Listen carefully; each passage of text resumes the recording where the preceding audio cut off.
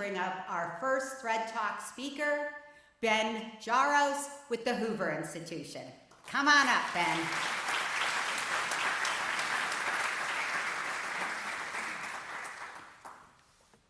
Thank you, Roseanne.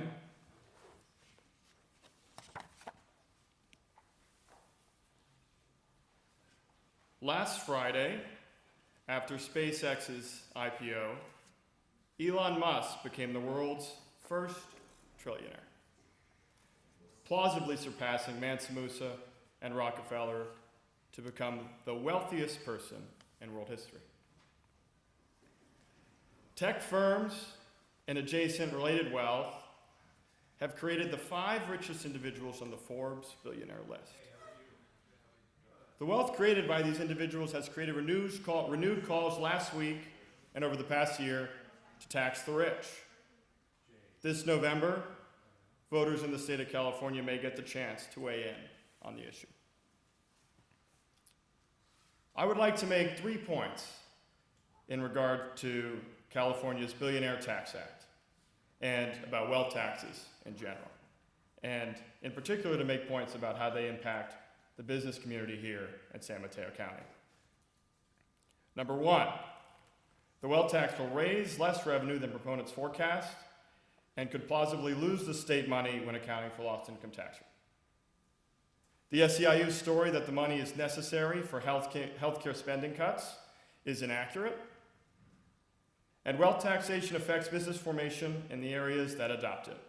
This will have direct effects on investment and employment in the state and here in San Mateo County. Point 1, the act will raise less revenue than proponents estimate. Proponents who helped author the wealth tax proposal, one of them Emmanuel Saez at UC Berkeley, along with other tax attorneys, wrote an expert report when the Billionaire Tax Act was filed with the state. In their filing, they summed up the 212 billionaires who on the Forbes list who were listed by Forbes as being in California. And in that calculation, they then multiplied the net assets by 5%, and they incorporated a small behavior response, and they estimate that the tax will raise $100 billion. So stepping back here, what is the Billionaire Tax Act? The Billionaire Tax Act, as many of you in this room know, is a one-time 5% tax on the net assets of anyone who has over $1 billion in net worth at the end of the year in the state of California, who was a resident retroactive to January 1st in 2026. The problem with the wealth tax revenue estimate by the proponents is that they did not audit the list that Forbes listed of people's residents of who lived in the state of California. Our team at the Hoover Institution audited the list and found that they had included Larry Ellison, who left California 5 years ago. Removing him from the calculation takes $12 billion off. Between the filing date and the effective date for residency, Sergey Brin and Larry Page also left. So after accounting for those 2 departures and 4 other public departures, the top possible take for revenue estimated by the Billionaire Tax Act is $67 billion. Now, you would rightly point out, but those are just the public departures, the people who made the New York Times. All the billionaires on the list are not going to make the New York Times. So how do you, as an economist, when doing a revenue estimate, account for non-public departures? Our team at Hoover incorporated behavior response from wealth taxes in Europe, the only other place you can really estimate the effects from the academic literature, and concluded that the tax will raise between $35 and $46 billion with a central point estimate of $40 billion. So 40 billion versus 100 billion. So at the start, we're at different points, but you can look at all of our work, you can document, okay, who left, who was where, and you can compare our analysis. So that's point 1, okay, so we calculate that the tax will raise $40 billion, but then if billionaires leave, they do pay some taxes, right? They don't just live here in the state and don't pay taxes. In fact, almost no one in the state of California gets that privilege. So then we ask, how much in income taxes do billionaires pay in the state of California? And we estimate that the billionaires pay between $4 to $6 billion annually. Now, if you were doing a proper revenue analysis on the proposal, you would discount those revenue taxes, not just for 2026, but also for 2027, 2028, 2029 going forward. So you want to discount them out. So when lost income taxes are accounted for and discounted into the future, we estimate that the net present value of the Billionaire Tax Act for state finances is negative $25 billion. The loss of that future revenue is perhaps what has united some, including the state teachers union last week and the governor to voice opposition to passage, because the effects of it are not just net revenue in one time.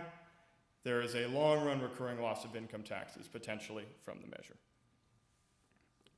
Second point, that the money is going to fund healthcare spending cuts from the federal government. So in order to examine this claim, our team went through the 22 different Medicaid fund ID by fund ID sections to estimate how the state will be impacted by one big beautiful bill passed in Washington. We estimate that the amount of reductions is around $150 billion over the next 10 years, or about $15 billion a year. But it's not exactly $15 billion a year. See, it's backloaded after 2030. The first $50 billion occurs between now and 2030, with the remaining 100 after that. So then the question is, why does this reduction come from? There's two main policy levers going on here. Approximately 2/3 of the reduction is from the federal work, volunteer, and school requirements for able-bodied individuals of 80 hours a month, or equivalently 20 hours a week. There are 12 different category exemptions, including those with dependents, the medically frail, veterans, those on SNAP, etc. So if the state allows these work requirements to take effect, one big beautiful bill will actually save the state money, $15 billion over the next 10 years. Which, considering that the state of California is facing a $93 billion structural deficit between now and 2030, saving the state money is not so bad, potentially. But that goes right to the heart of the argument for this funding being necessary. It is a policy choice for the state to choose to take on medically able individuals who don't want to meet a work requirement of 80 hours a month. That is not a spending reduction. And it should be noted that in real terms, there is only 1 year, so when you adjust for healthcare inflation, there's only 1 year where there's even a kind of a neutral reduction. So it's more of a decrease in the rate of increase of healthcare spending to the state of California. The second part of the reductions come from federal limits on something called state-level provider taxes, which I know half of your eyes just glazed over as you thought, what are state-level provider taxes? I'm so glad you asked. Provider taxes are when a state levies a tax on a healthcare entity. So the state of California levies a tax on healthcare providers. They then use that revenue to fund state-level healthcare that draws down federal matching funds. And it should be noted that, right, so if that occurs, it is a way for the state to increase its funding on healthcare and for providers in hospitals here in the state to draw down those funds, but the only one paying is the federal government. So everybody wins except the federal government, who also happens to be running a structural deficit.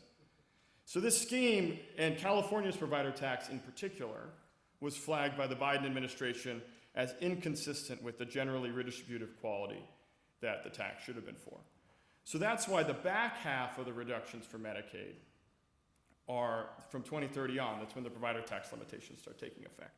So why is this, the last point here within point 2, why is this timing matter? $50 billion between now and 2030 and $100 billion 2030 on. Well, if we estimate that the wealth tax is going to raise $40 billion, that means by 2029 or 2030, the state will have exhausted the one-time revenue. And then what happens? Well, is it really going to be one time? See, what the money is being used for doesn't support the proposition that it is one-time funding. Point 3, wealth taxation affects business formation. A little tax policy 101. Whenever a tax is created, it generates the following responses on the part of taxpayers.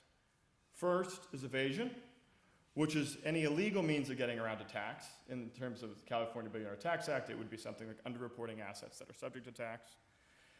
Avoidance, which is legal means of getting around the tax, which could mean, since residential real estate is exempt from the tax, purchasing more residential real estate. And then there's always the extensive margin, just leave the tax jurisdiction, which would be an extreme form of avoidance. So Brin and Page leaving the state in response to proposal would be an example of that. In the 12 OECD nations that implemented a wealth tax in 1990, only 3 still do.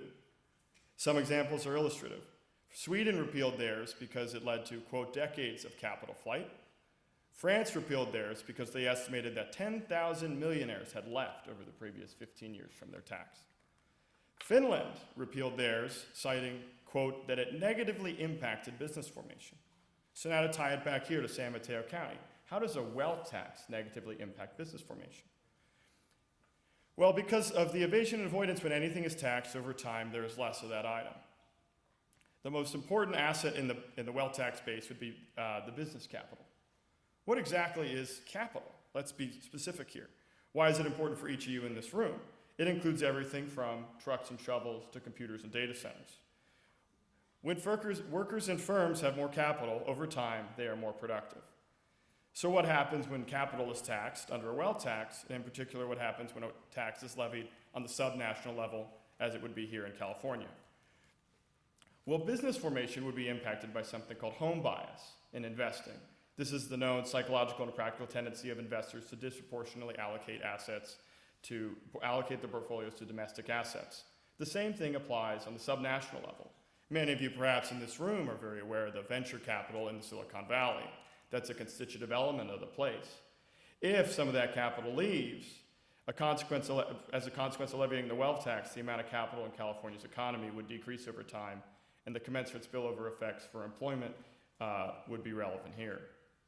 So to conclude, the California Billionaire Tax Act will not raise the revenue proponents' promise. It's a policy choice for the state of California to provide medical coverage for able-bodied individuals that don't work 20 hours a week. And the tax will directly impact the innovation culture of California, Silicon Valley, and San Mateo County. The San Mateo County Economic Development Association was founded on the message that business is good, that business brings opportunity. That message depends on California remaining a state where capital and talent want to be. If it gets to the ballot this November, voters will decide whether to learn from the evidence or to repeat the mistake that 9 countries have already made and corrected. I'm Ben Jaros from Stanford University's Hoover Institution. Thank you for your time.